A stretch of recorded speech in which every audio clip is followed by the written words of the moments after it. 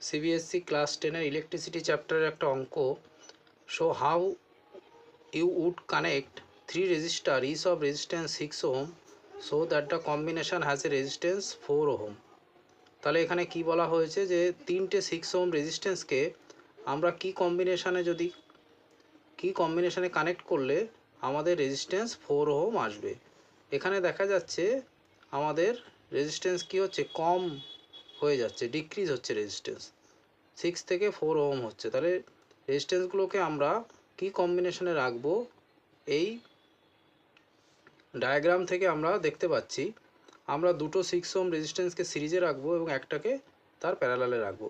তাহলে দুটো 6 ওহম রেজিস্ট্যান্সকে যদি আমরা সিরিজে রাখি তার ইকুইভ্যালেন্ট রেজিস্ট্যান্স কী হবে, আর equal to R1 equal to, আমরা জানি দুটো রেজিস্ট্যান্সের সাম করলে বেরিয়ে যায়, অর্থাৎ 6 + 6। তাহলে এখানে কত হলো আমাদের, এই ইকুইভ্যালেন্ট রেজিস্ট্যান্স হলো 6 ওহম আর 6 ওহমের 12 ওহম।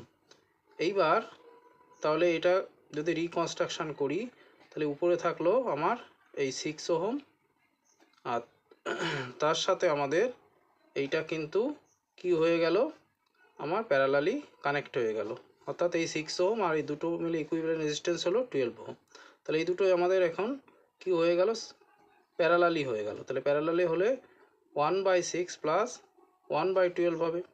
এটা এলসিএম হচ্ছে 12, এখানে হচ্ছে আমার 2 + 1 হবে, তার মানে 3/12। তাহলে R2 ইজিক্যাল টু 12/3।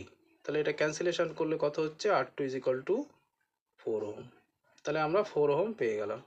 তাহলে বোঝা গেল যে আমাদের এখানে 6 ওহম থেকে 4 ওহমে রেজিস্ট্যান্স কনভার্ট করতে হলে আমাদের এই কম্বিনেশানে কিন্তু আমাদের রেজিস্টারগুলোকে কানেক্ট করতে হবে।